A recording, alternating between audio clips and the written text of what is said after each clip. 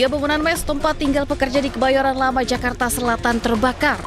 Kobaran api disertai asap tebal terlihat membumbung tinggi, membakar bangunan hingga dengan cepat merambat ke bangunan sekitarnya. Petugas yang tiba di lokasi bahu-membahu bersama warga berusaha memadamkan api. Belum diketahui secara pasti penyebab kebakaran, namun dugaan sementara api berasal dari korsleting listrik. Api berhasil dipadamkan setelah petugas menerjunkan 19 unit dan 62 personil. Beruntung tidak ada korban luka maupun jiwa dalam peristiwa kebakaran ini.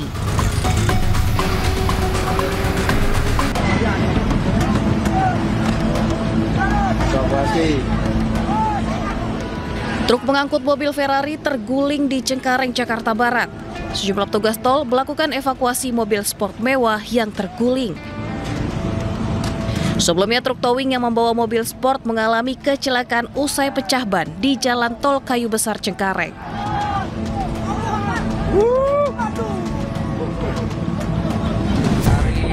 Akibatnya mobil sport asal Italia ini mengalami kerusakan parah di sejumlah sisi.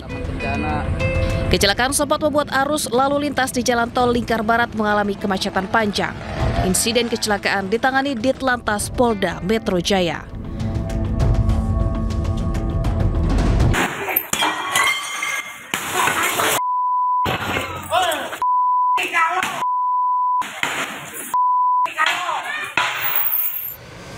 Sebuah video amatir memperlihatkan kekerasan di depan kantor PT PMB Jawa Barat.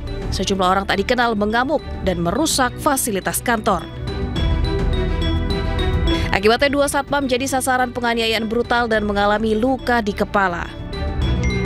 Warga yang berada di sekitar lokasi turut panik dan berlari menyelamatkan diri, bahkan sebagian berteriak histeris. Lemparan batu atau benda tumpul ke arah kaca kantor juga mengakibatkan sebagian kaca depan pecah berantakan. Akibat pengrusakan, kerugian material ditaksir mencapai puluhan juta rupiah. Polisi mencari para pelaku dan sedang melakukan penyelidikan mendalam.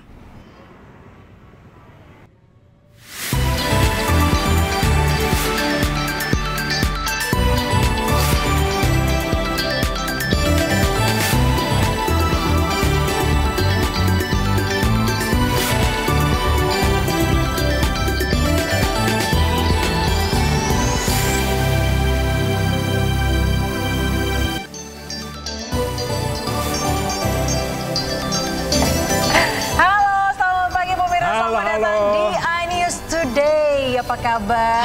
Semangat dong hari Senin menyambut hari yang baru, pekan yang baru pemirsa. Ini mengingat katanya juga informasinya anak-anak sekolah, adik-adik sekolah kita nih pada libur sekolah semua, naik-naikan. Dan kemarin juga sempat ramai pemirsa antrian-antrian nih, orang tua siswa maupun muridnya ini juga ikut mengantri sejak subuh untuk seleksi penerimaan murid baru. Nah, ini lagi juga cari sekolah nih. Betul, ini juga menjadi momen yang ini baru selesai ujian begitu ya, dan akan menjadi momen di mana ya antara mau jalan-jalan, mau menikmati hari libur sama memikirkan sekolah berikutnya di mana dan didaftar di mana. Ini tapi juga ngomong-ngomong di sisi lain mau jalan-jalan nih, mau liburan, tapi sisi lain pemirsa ada juga beberapa mungkin ya kepala keluarga saat ini kena PHK. Loh, gelombang PHK juga masih terus terjadi pemirsa. Ini juga akan menjadi concern kita dan juga pemerintah begitu ya, di mana memang Indonesia katanya memang dalam situasi yang kurang baik-baik saja. Iya, bukan hanya di Indonesia pemirsa, tampaknya juga isu dunia juga sudah tidak baik-baik saja. Betul sekali. Belum selesai kasus Israel menjajah Palestina, sekarang ada lagi serangan Israel ke Iran dan Iran ke Israel pemirsa. Betul sekali, dan ini juga memperumit situasi isu global begitu ya, khususnya di Timur Tengah. Kalau kita tahu juga seperti apa Israel ini menentang program dari nuklirnya Iran. Apakah berimbas ke Indonesia? Apakah berimbas ke Indonesia? Mungkin nanti akan kita bahas ya di dalam informasi Zena Today. Tapi yang pastinya untuk isu global ini kita menunggu seperti apa update-nya dari negara adidaya seperti Amerika yang nantinya apakah akan menangani isu ini atau akan memperparah. Kita akan lihat. Kita sapa dulu pemirsa di rumah. Apa kabar pemirsa hari ini? Senang sekali kami kembali hadir pemirsa selama 1,5 jam ke depan pemirsa untuk memberikan berbagai informasi penting, menarik dan inspiratif untuk Anda. Iya, dan dalam edisi hari ini pemirsa kami akan menginformasikan salah satunya yaitu mengenai perang Iran-Israel tadi kita bahas ya, yang kian memanas. Dan bersama saya Ayah Nufus. Dan saya Pram, setia pemirsa, inilah isu day selengkapnya untuk Anda.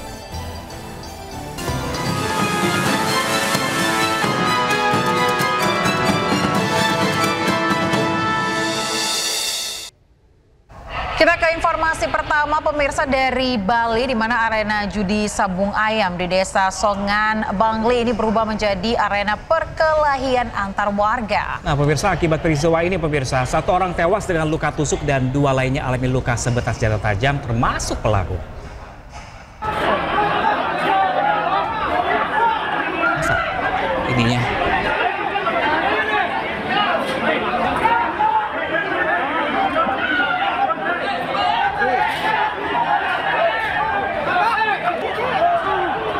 Perkelahian brutal terjadi di sebuah arena sabung ayam di Banjartabu, Kecamatan Kintamani, Kabupaten Bangli, Bali. 2 orang yang berada di tengah arena adu ayam saling serang dengan menggunakan senjata tajam.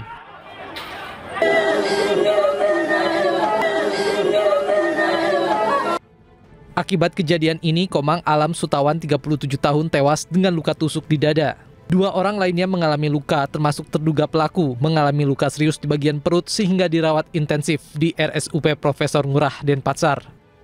Dari hasil pemeriksaan sementara, motif perkelahian diduga karena kesalahpahaman antara pelaku dengan korban. Saat kejadian, pelaku diketahui usai mengonsumsi minuman keras. Pelaku merupakan residivis kasus pembunuhan tahun 2016 silam dan divonis 20 tahun penjara. Pelaku yang sempat mendekam di Nusa Kambangan baru bebas beberapa bulan lalu. 1 meninggal dunia atas nama Komang Alam, sedangkan terduga pelaku Jero Mangkuluas. Itu bermotifkan kesalahpahaman. Ya, di samping itu terkait dengan dipengaruhi minuman. Polisi tengah memeriksa belasan saksi dan sudah melakukan olah TKP untuk mengungkap motif dan kronologis kasus. Pemirsa, tabrakan adu banteng antara minibus dan truk di Bangkalan, Jawa Timur ini terjadi. Akibatnya 4 penumpang minibus luka parah.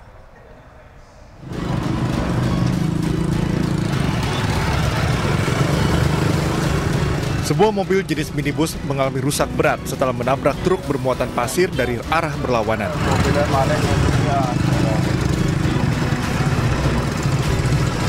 4 dari 7 penumpang mobil yang mengalami luka berat langsung dilarikan ke rumah sakit terdekat.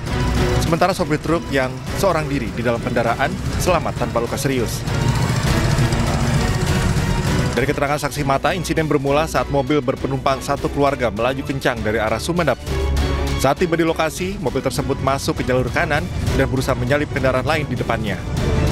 Namun pada waktu bersamaan dari arah berlawanan juga melaju truk hingga tabrakan adu banteng tak terhindarkan. Usai berhasil mengevakuasi para korban, petugas kepolisian kemudian mengevakuasi kedua kendaraan yang terlibat laka lantas ke kantor unit Gakum Satlantas Polres Bangkalan. Mobil isi 7 penumpang untuk yang Honda Stream yang mengalami luka 4. Yang truk isi? Yang truk pengemudi sendiri. Kemacetan panjang sempat terjadi akibat kecelakaan. Hal ini karena posisi kedua kendaraan sama-sama melintang di tengah badan jalan sebelum akhirnya berhasil dievakuasi petugas. Dari Bangkalan, Jawa Timur, Taufik Syahrawi, iNews melaporkan. Ya pemirsa, selanjutnya masih dari informasi kecelakaan. Ini karena diduga tak kuat menanjak, sebuah mobil bak terbuka mengangkut para ibu yang hendak bertakziah ini terguling ke sungai di Sampang, Jawa Timur. Ya Nas, ya seorang penumpang meninggal dunia. Patron sopir pada korban deh, bangun nagih dari keteretan. Deh, sopir tambelangan doh. Yo, korban. Yo.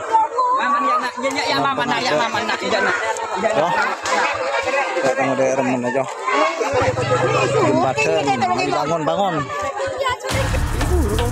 Warga di Jalan Utama, wilayah Sampang, Madura, Jawa Timur, dikejutkan dengan kecelakaan sebuah kendaraan bak terbuka yang terjun ke sungai. Naasnya lagi, kendaraan bak terbuka ini mengangkut rombongan para ibu yang hendak bertakziah. Warga sekitar pun berusaha menyelamatkan para penumpang dari lokasi sungai. Siap.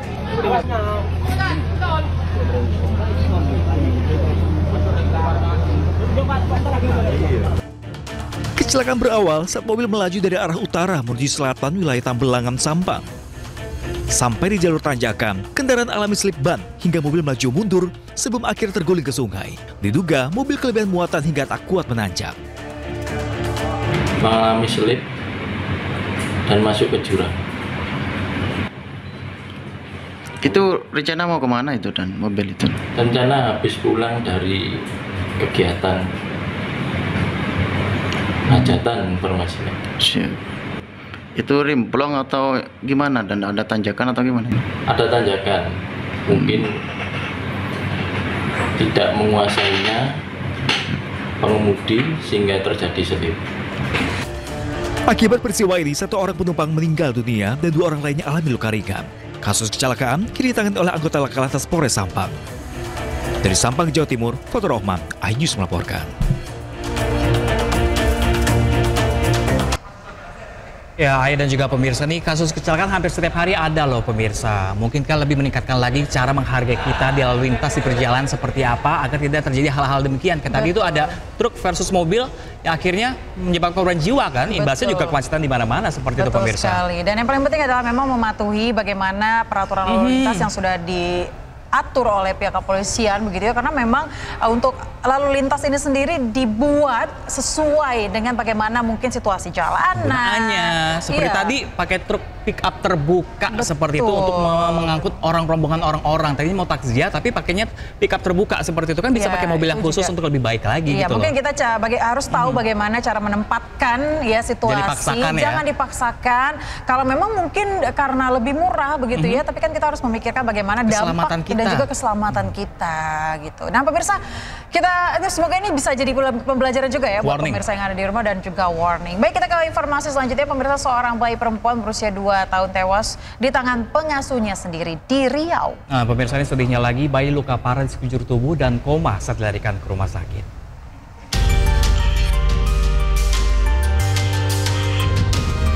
ZR, bayi perempuan berusia 2 tahun di Kabupaten Kuantan, Senggigi. Dalam rekaman video yang direkam pelaku, memperlihatkan tangan dan kaki korban diikat menggunakan kain serta mulut dilakban. Mirisnya, 2 pelaku pengasuhnya sendiri melakukan aksi biadab sambil tertawa seakan-akan perbuatan yang dilakukan sebagai hiburan. Penyiksaan sadis diduga dilakukan oleh Yogi Pratiwi dan Alpino, tetangga sekaligus pengasuh korban. Korban dititipkan kepada pasangan suami istri itu dengan alasan untuk mengasuh sebagai pancingan agar memiliki anak. Otopsi bahwasanya penyebab kematian yaitu bukan karena terbentur oleh benda yang keras, dalam hal ini ditabrak, tetapi ada beberapa luka lebam yang menyebabkan almarhumah ini meninggal dunia. Putrinya IS meninggal dunia, dan hasil daripada itu kemudian Kasat Serse sudah juga memerintahkan tim Opsnal untuk mencari siapa pelakunya. Polisi yang mendapatkan informasi langsung menangkap kedua pelaku dan mengamankan barang bukti. Atas perbuatannya, kedua pelaku dijerat dengan pasal 80 tentang perlindungan anak dengan ancaman hukuman 15 tahun penjara. Dari Kuantan, Senggigi, Riau, Indra Yosrizal, iNews melaporkan. Ini masih dari informasi penganiayaan balita pemirsa, namun kali ini seorang pria parubaya yang membunuh balita dan jasadnya diletakkan di depan masjid di Singkawang ini telah ditangkap. Ya, pelaku mengaku membunuh bayi berusia 1 tahun tersebut karena sakit hati kepada pengasuhnya.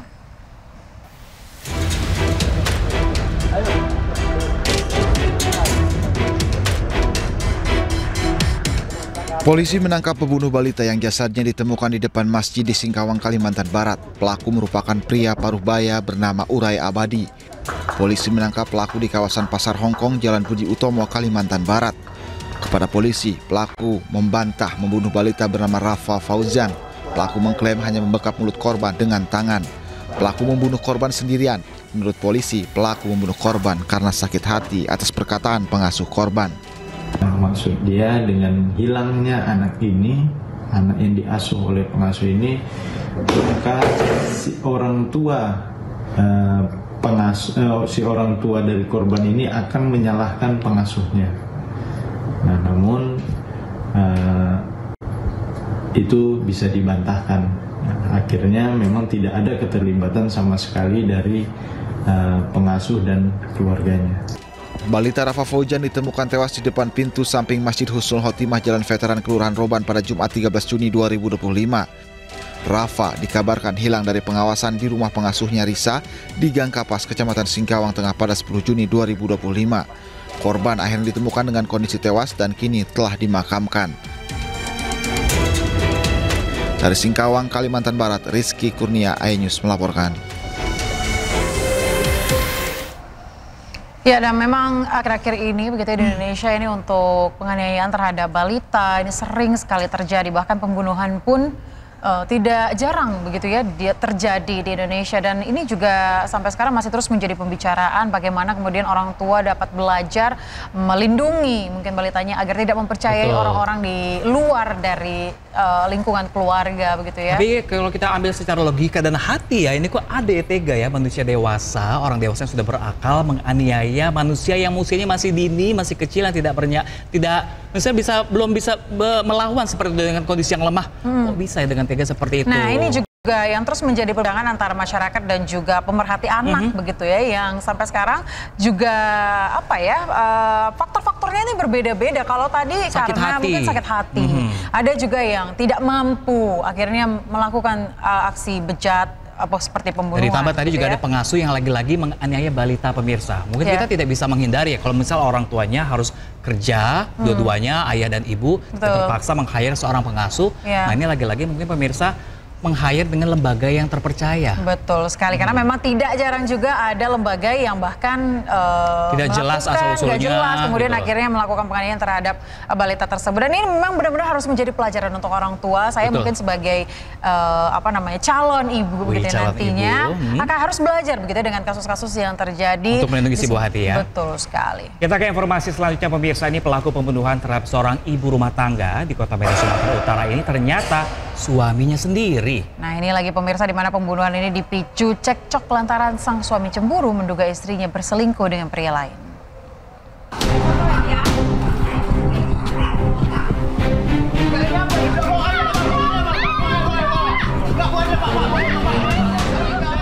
Seorang pria pelaku penganiayaan istrinya di Medan area Kota Medan ditangkap polisi.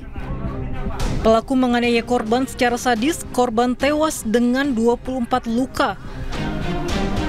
Pelaku dan korban sebelum terjadi penganiayaan sempat cekcok. Korban diduga menjalin hubungan asmara dengan pria lain. Pelaku mengaku cemburu sehingga mengambil 2 senjata tajam untuk menganiaya. Pelaku juga menganiaya salah satu saksi yang tinggal di rumah. Menjumpai, kemudian marah, melakukan penusukan sehingga salah satu saksi ini terkena tusukan kebetulan di lengan bahu sebelah kiri. Untuk adik korban tadi dan beberapa saksi yang lainnya di luar tadi segera meminta bantuan kepada warga sekitar. Warga sekitar akhirnya ketika pintu sudah bisa dibuka dan korban bisa didekap, bisa sedikit dilumpuhkan, warga ini masuk semua. 2 senjata tajam diamankan polisi, tersangka terancam 7 tahun penjara. Dari Medan, Sumatera Utara, Ahmad Ridwan Nasution melaporkan.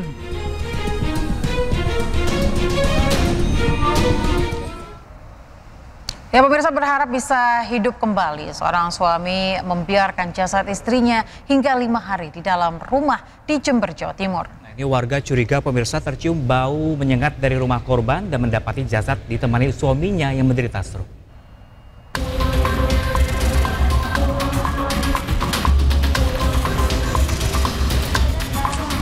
Warga digegerkan dengan penemuan jasad Sundari, wanita parubaya di Desa Tanggul Kulon, Kecamatan Tanggul, Jember, Jawa Timur. Sebelumnya, warga curiga usai menghirup bau tak sedap dan diduga adalah sisa daging korban yang membusuk.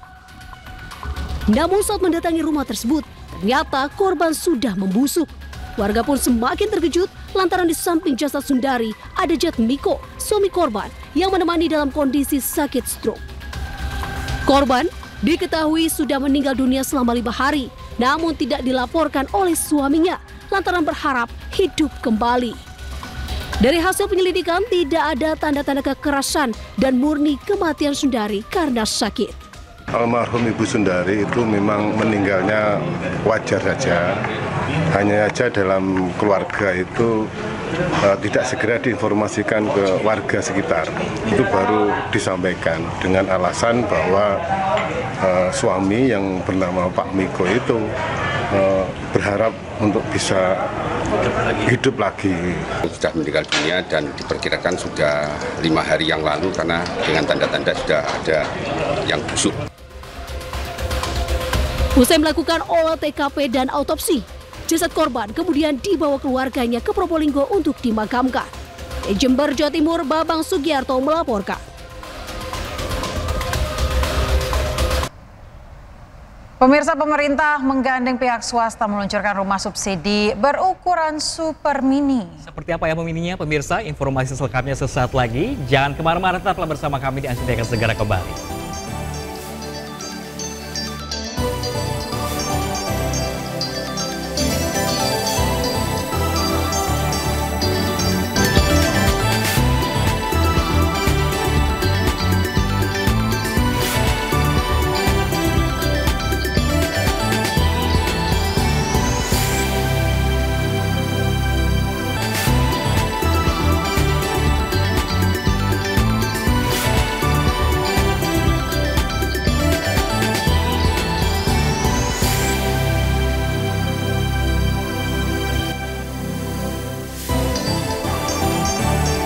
Ya pemirsa, terima kasih masih bersama kami di ANSUD langsung dari Ayu Center Jakarta. Pemirsa, ini ada warning juga peringatan cukup keras untuk orang tua di sana untuk mengawasi buah hatinya lagi. Betul. Karena ada 3 balita pemirsa, kakak beradik ini tewas akibat tercebur ke dalam sumur di Tapanuli Selatan, Sumatera Utara. 3 korban ini tenggelam saat orang tua mereka bekerja di sawah.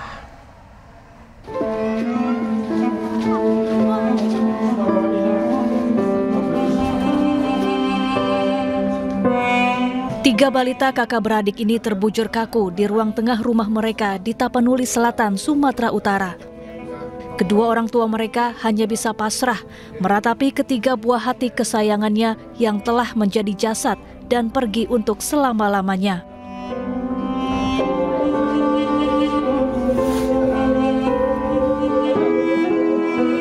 Tragis, ketiga bocah ini tercebur ke dalam sumur di tepi sawah saat sedang bermain.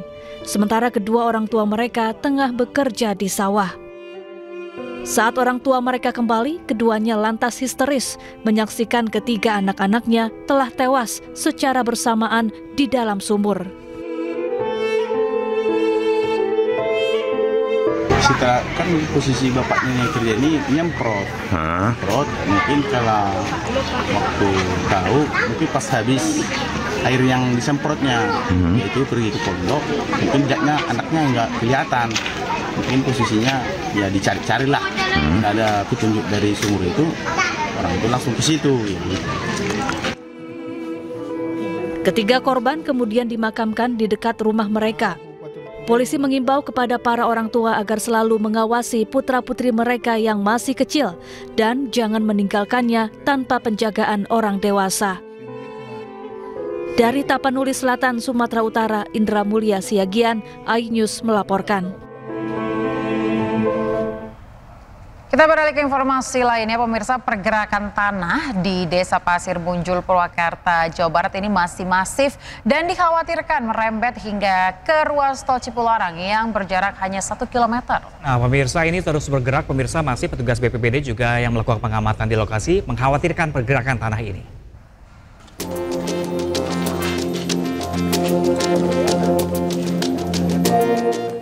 Pengamatan dan pengawasan terus dilakukan petugas BPBD dan tim gabungan di lokasi pergerakan tanah di Kampung Cigintung dan Sukamulya, Desa Pasir Munjul, Kecamatan Sukatani, Purwakarta, Jawa Barat.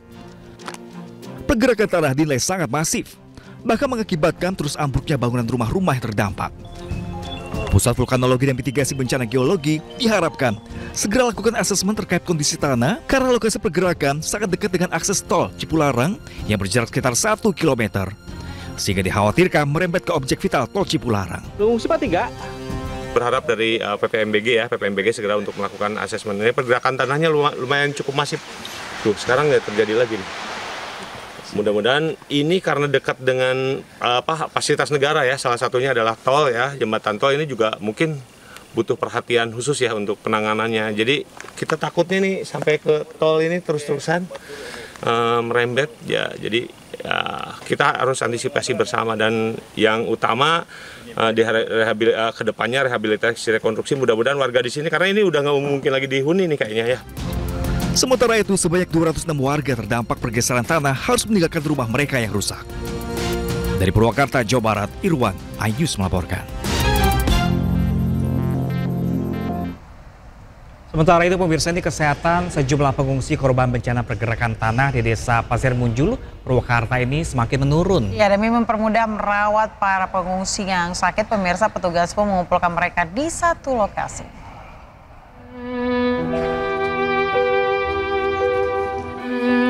Satu persatu warga yang menjadi korban bencana pergerakan tanah di Desa Pasir Munjul, Purwakarta, Jawa Barat dibawa ke GOR Desa. Mereka mulai jatuh sakit karena mengungsi di area kantor desa dan rumah kerabat mereka. Demi mendata dan memberikan bantuan medis yang lebih layak, para korban yang sakit ini dikumpulkan di satu lokasi. Mama sakit ya, kaki. Badan, kakinya nggak enak. Nggak enak kakinya. Udah periksa Bu? Udah kemarin, udah bidan.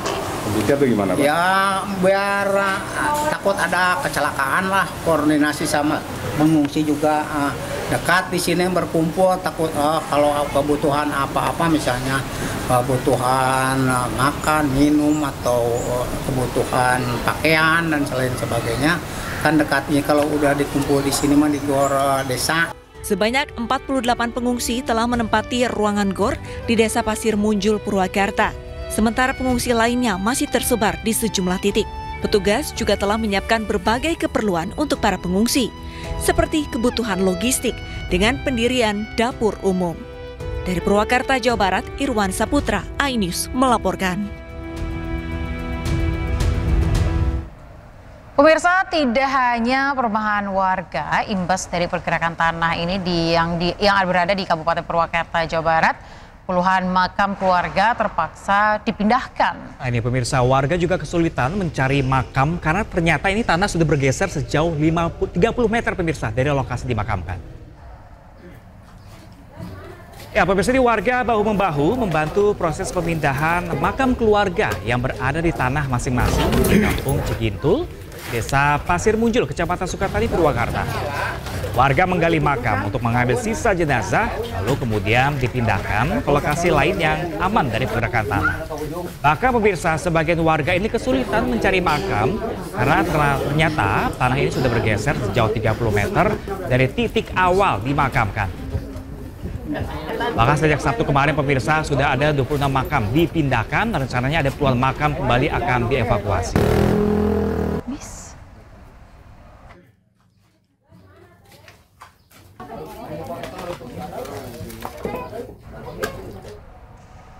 Kita bergeser ke informasi lainnya pemirsa. Ini pemerintah menggandeng pihak swasta meluncurkan rumah subsidi berukuran super mini sebagai alternatif solusi perumahan bagi masyarakat berpenghasilan rendah di wilayah perkotaan. Ya, dan kita simak laporan jurnalis iNews pemirsa Adistia Rifa, Yudi Richard, dan Sadu Santo berikut ini.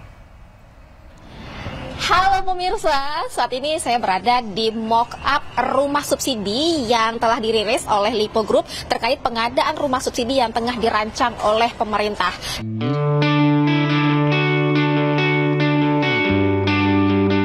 Kementerian Perumahan dan Kawasan Permukiman Republik Indonesia bersama Lipo Group baru-baru ini memamerkan prototipe rumah subsidi dengan ukuran super mini yang langsung mencuri perhatian publik. Mock-up rumah subsidi ini ditampilkan di Lipo Mall Nusantara, Jakarta. Rumah subsidi ini hadir dalam dua tipe. Tipe pertama memiliki 1 kamar tidur dengan luas tanah hanya 25 meter persegi dan luas bangunan 14 meter persegi. Sementara tipe kedua memiliki 2 kamar tidur, luas tanah 26,3 meter persegi dan luas bangunan 23,4 meter persegi. Dijual dengan harga 100 juta rupiah per unit, rumah subsidi diklaim sebagai salah satu alternatif solusi perumahan bagi masyarakat berpenghasilan rendah di wilayah perkotaan. Namun sejumlah warga mengkritik keterbatasan ruang dan tata letak rumah. Tanggapan saya mungkin ini lebih untuk ke orang-orang introvert ya. Karena nggak bisa terima tetangga nih. Karena iya benar nggak bisa terima tamu. Karena ini untuk dari segi kebutuhan sih mungkin pasutri baru itu bisa untuk menempati di rumah subsidi yang baru ini ya. Tanggapanku sebenarnya memang bagus ya pemerintah itu melakukan aksi inisiatif untuk membangun rumah subsidi ya bagi yang kurang mampu. Tetapi ketika aku masuk ke dalam kok kayaknya masih ada banyak hal yang perlu dipertimbangkan lagi ya, apalagi dari ukurannya dan juga segi kenyamanannya. Rumah seperti ini rencananya akan dibangun di kawasan sekitar Bodetabek dan kota-kota besar lainnya seiring meningkatnya kebutuhan hunian di area perkotaan.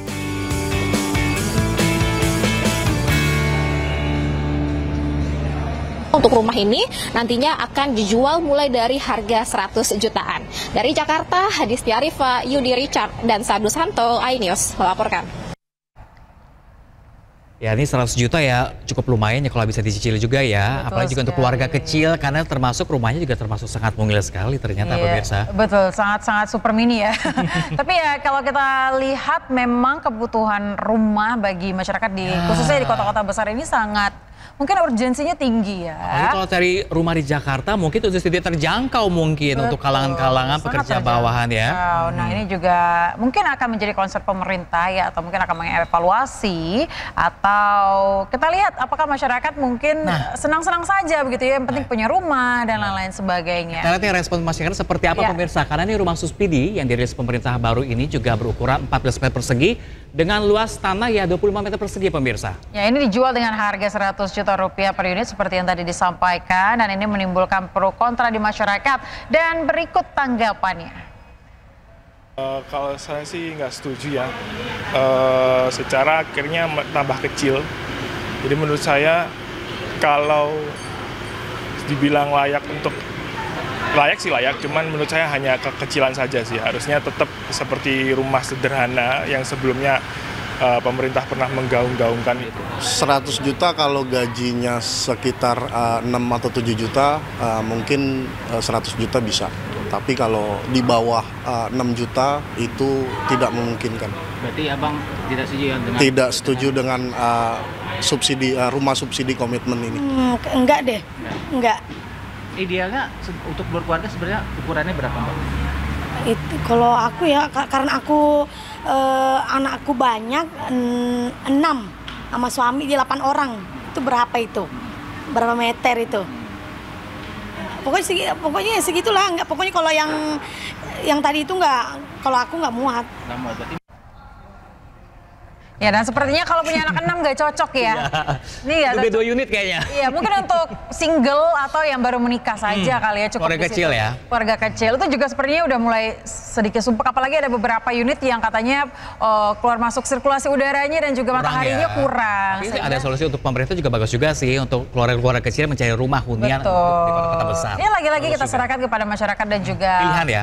Pemerintah ini kan ada pilihan masing-masing ya. Baik, kita ke informasi selanjutnya pemirsa, di mana Gubernur Jawa Barat Deddy Mulyadi ini mengecam aksi Kasmari, Kepala Desa Karangsari, Kecamatan Weru, Kabupaten Cirebon, yang bagi-bagi uang atau nyawer di klub malam. Nah pemirsa, ini selain mempertanyakan sumber uang yang digunakan, Deddy Mulyadi juga meminta inspektorat segera memeriksa Kasmari.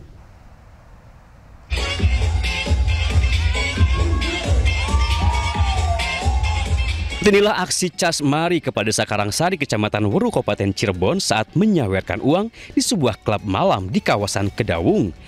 Sambil asik berjoget, Kasmari terlihat mengeluarkan sejumlah uang dari dalam dompet, kemudian dilemparkan ke arah pengunjung. Dalam sekejap, video ini pun viral di media sosial. Warganet menilai aksi Kasmari bagi-bagi uang di klub malam tidaklah pantas. Warganet juga mempertanyakan sumber dana yang ia gunakan. Kasmari justru menanggapinya dengan santai. Ia mengaku tidak mau ambil pusing. Menurutnya, ia sudah terbiasa bagi-bagi uang alias nyawer saat mengunjungi tempat hiburan malam. Masyarakat juga tahu saya dari dulu tuh ya seperti ini. Cuman ya saya juga kan nggak di masyarakat umum. karena itu juga sesekali, nggak setiap hari. Saya juga untuk masyarakat ya kondusif, karena tahu dari saya sebelum jadi kubu ya memang saya pernah habis sampai 15 juta di organ. Di situ baru 1 juta 2 juta lah paling. Dan saya juga usaha sendiri, saya belum jadi kubu juga mobilnya 3, rumahnya udah banyak, usahanya ada. Ya itu sih orang yang nggak seneng aja. Pasca videonya viral, Gubernur Jawa Barat Deddy Mulyadi angkat suara. Pejabat yang akrab sapa KDM itu menegaskan aksi Casmari tidak memberikan contoh yang baik dan melanggar kode etik. Menurut KDM, sebagai kepala desa, Casmari seharusnya menjaga etika dan perilaku. KDM juga meminta inspektorat untuk segera memeriksa Casmari untuk menyelidiki sumber dana yang digunakan. Ada kuwu di Cirebon, nyawer di diskotik katanya. Kalau diskotik di sisi kota Saeutik mungkin, ya menimbulkan kehebohan. Dan menurut saya sih memang sebaiknya tidak dilakukan. Dan saya sudah meminta kepada Kepala Inspektorat, Kepala Badan Pemberdayaan Masyarakat Desa Kabupaten Cirebon untuk melakukan pemeriksaan. Yang pertama dari sisi etik, yang kedua dari sisi penggunaan uangnya, uang yang dipakai nyawernya uang apa coba. Dan kalau Inspektorat dan Badan Pemberdayaan Masyarakat Desa tidak melakukan itu, maka kami akan menunda bantuan keuangan gubernur untuk desa di Cirebon. Sementara itu, Dinas Pemberdayaan Masyarakat dan Desa telah memanggil Casmari untuk dimintai keterangan. Pemerintah akan menyiapkan sanksi tegas sesuai aturan yang berlaku jika yang bersangkutan mengulangi perbuatan yang sama di kemudian hari. Tim Liputan iNews melaporkan. Ya nyawer di diskotek emang gimana ya? Apalagi kalau Anda sebagai pejabat pemerintahan. Emang sih manusia juga butuh hiburan, mungkin bener. Ya lumrah lah ke hiburan malam. Cuman ya kalau nyawer di diskotek itu loh yang ternyata agak aneh pemirsa. Kenapa nggak nyawer ke desa-desa, warga desa yang membutuhkan. Lebih baik lagi. Iya betul sekali. Mungkin ini bisa jadi pelajaran ya untuk pejabat-pejabat lainnya. Publik kan ternyata harus memberikan contoh yang baik untuk masyarakat. Harus memberikan contoh yang baik selain menjadi perwakilan rakyat. Gitu loh. Juga mencontohkan hal yang baik juga untuk masyarakat juga. Dari rakyat ke rakyat. Semoga tidak terjadi lagi ya, apalagi sampai viral ya. Baik, kita ke informasi lainnya pemirsa, masih di Jawa Barat di mana Pemprov Jawa Barat ini memiliki tunggakan utang ke BPJS sebesar 300 miliar rupiah. Nah ini pemirsa, menurut Gubernur Deddy Mulyadi, utang tersebut merupakan utang kabupaten kota yang belum dibayarkan gubernur sebelumnya.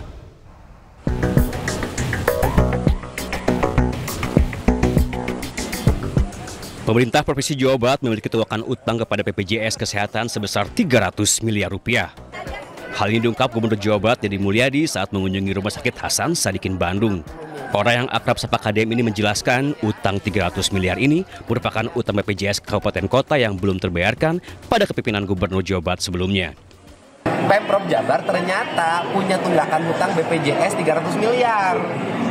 Itu terhadap kabupaten kota. Nah itu terjadi tahun anggaran sebelum saya pimpin. Makanya tadi saya komplain ke teman-teman Bapeda, Kepala Dinas Kesehatan. Kenapa sih dulu ketika kita punya uang fiskal yang sangat cukup lebih banyak hibah dibanding bayar kewajiban pemerintah BPJS. Kan ini rawan kalau kabupatennya tidak bayar, itu bisa stop pelayanannya. Nah ini yang akan segera saya ambil keputusan. Karena itu kewajiban yang harus dibayar. Deddy Mulyadi juga menjelaskan jika tunggakan BPJS tidak segera dibayarkan, maka akan berpengaruh pada pelayanan BPJS kepada masyarakat. Dari Bandung, Jawa Barat, Ervan David, iNews melaporkan. Ya pemirsa, kuasa hukum Jokowi mendesak Polda Metro Jaya segera menaikkan status kasus tudingan ijazah palsu milik Jokowi ke tahap penyidikan. Ya, pemirsa jangan kemana-mana, informasi selengkapnya akan kami hadirkan usai jeda, tetaplah di iNews Today.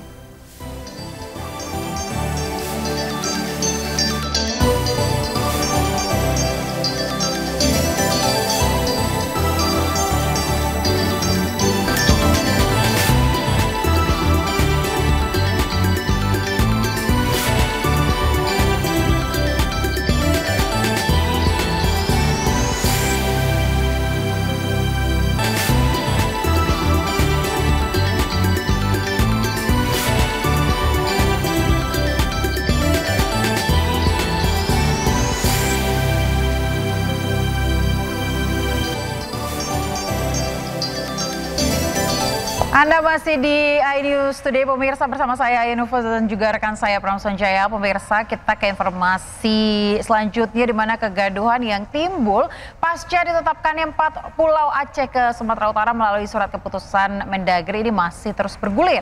Nah ini pemirsa, nelayan Aceh Singkil pun akan lakukan sweeping terhadap nelayan Sumatera Utara yang menangkap ikan di perairan 4 pulau tersebut. Tidak kami kasih lewat itu laut tradisi tanpa.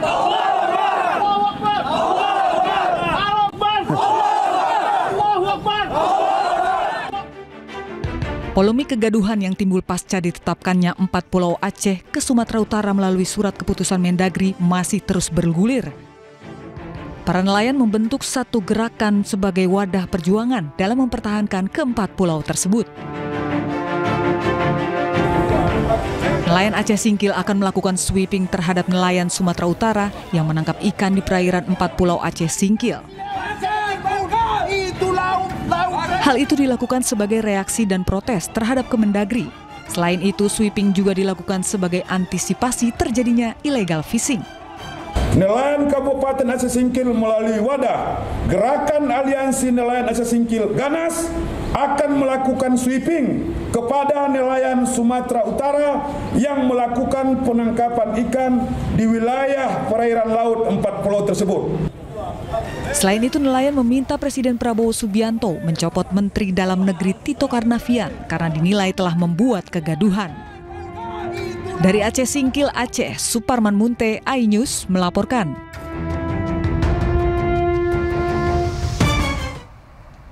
Ini memang lagi ramai sekali Aida juga pemirsa, ini kepemilikan 4 pulau jadi rebutan antara Sumatera Utara sama Provinsi Aceh nih. Betul sekali, sebelumnya juga kita lagi ribut soal nikel di Raja Ampat, sekarang soal pulau di Aceh. Kita berharap sebenarnya NKRI ini negara Republik Indonesia satuan ini, ya menjadi satu kesatuan lah ya. Benar, mungkin ini kalau memang sejarahnya pulau itu adalah ya di mana ya kembalikan lagi ke tempatnya. Ini masih terus dirundingkan pemirsa. Betul dan bahkan sekali. Presiden Prabowo sudah mengambil alih, dia akan mengambil keputusannya minggu ini pemirsa. Betul Tapi karena sesama warga negara Indonesia tadi Aceh, nelayan Aceh, sweeping nelayan. Ya, harusnya jangan terlalu jauh begitu ya isunya. Sama warga negara Indonesia, satu darah negara merah putih, udahlah damai-damai aja. Damai-damai aja. Nah, ini pemirsa, Kementerian Dalam Negeri akan mengkaji ulang penetapan masuknya 4 pulau ke wilayah Sumatera Utara. Nah, pemirsa, kajian ulang ini akan digelar pada Selasa 17 Juni besok.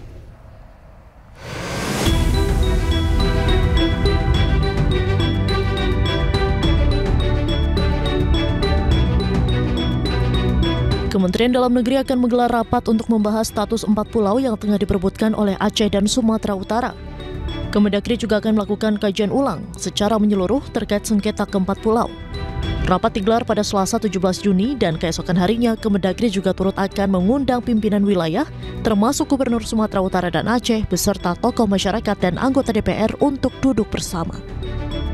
Pak Menteri, Pak Prof. Tito Karnavian sudah memutuskan untuk melakukan kaji ulang secara keseluruhan. Jadi pada hari Selasa nanti Kemendagri akan melakukan kaji ulang dan kemudian pada hari berikutnya Pak Menteri akan juga mendengar masukan dan pandangan dari para tokoh masyarakat Aceh dan Sumatera Utara, pimpinan wilayah, gubernur, bupati, termasuk teman-teman Dewan, DPR dan DPRD begitu. Jadi penting untuk membuka dialog agar terdapat kesamaan data, fakta, dan informasi. 4 pulau yang menjadi rebutan antar Provinsi Aceh dengan Sumatera Utara diantaranya Pulau Panjang, Pulau Lipan, Pulau Mangkir Besar, dan Pulau Mangkir Kecil. Sebelumnya pada 25 April 2025, melalui keputusan Menteri Dalam Negeri, 4 pulau yang menjadi rebutan dinyatakan masuk dalam wilayah Kabupaten Tapanuli Tengah, Provinsi Sumatera Utara. Tim Liputan iNews melaporkan. Ya pemirsa, salah satu sumur di 4 pulau sengketa di Aceh pemirsa berpotensi memiliki kandungan minyak dan juga gas. Ya, di mana Badan Pengelola Migas Aceh menyebut pemirsa 1 dari 6 sumur yang dijadikan studi ini memiliki 1 sumur mengandung gas discovery.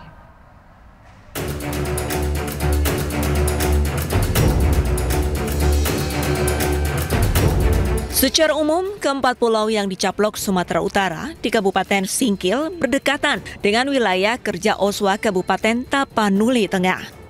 4 pulau ini berada di wilayah kerja offshore West Aceh atau Oswa. Namun hingga kini belum tersedia data seismik yang cukup untuk mendukung proses evaluasi potensi migas secara menyeluruh. Deputi Perencanaan Badan Pengelola Migas Aceh memaparkan potensi migas di Laut Singkil berada sekitar 40 km dari pulau yang diperbincangkan saat ini. Ada 6 sumur di daerah itu yang mereka jadikan studi, ditambah dengan seismic plan yang bisa kita akses di MDR di websitenya kementerian, itu Migas Data Repository. Dari 6 sumur yang mereka tampilkan ini, memang ada satu sumur yang sangat menarik ya. Sumur ini namanya Singkil 1. Itu dia discovery, gas discovery dengan average gasnya dari 2 sampai 9 mm SCF, sudah pernah dites ya. Cuma ini sumur kan tahun 1973 dan berjarak sekitar 30 sampai 40 km dari pulau yang diperbincangkan ini. Memang di pulau ini sendiri kita nggak punya data sumur. Data sumur dan data seismik tidak ada di pulau tersebut. Cuman kita ingin sampaikan bahwa di sekitar area ini di Oswa tadi, data seismiknya juga sudah lama sekali, sehingga rencananya tahun ini atau awal tahun depan, Konrad di bawah kewenangan BPMA mereka akan melakukan survei. Guna mengetahui potensi kandungan migas, BPMA mendorong dilakukannya survei awal dan akuisisi data seismik agar potensi migas bisa diidentifikasi lebih jelas. Dari Banda Aceh, Syukri Syarifuddin, iNews melaporkan. Informasi lainnya, pemirsa, setelah Barreskrim Polri menyebut bahwa ijazah Presiden ke-7 RI Joko Widodo asli, pihak Rismon Sianipar CS belum puas. Nah, ini Rismon menelusuri lagi, pemirsa, wilayah Kabupaten Sleman untuk menemui Kasmujo yang disebut-sebut sebagai dosen pembimbing akademik Joko Widodo. Mau tampil, Pak? Enggak ya. Dipandu ternyata ini, ya, tapi nggak tahu diterima nggak kita ya. Setelah Barreskrim Polri menyebut bahwa ijazah Presiden ke-7 Republik Indonesia Joko Widodo asli, pihak Rismon Sianipar CS belum puas. Rismon Sianipar nekat mendatangi rumah Kasmujo di Pogung Kidul, Kabupaten Sleman, Yogyakarta, meski hal tersebut melanggar aturan.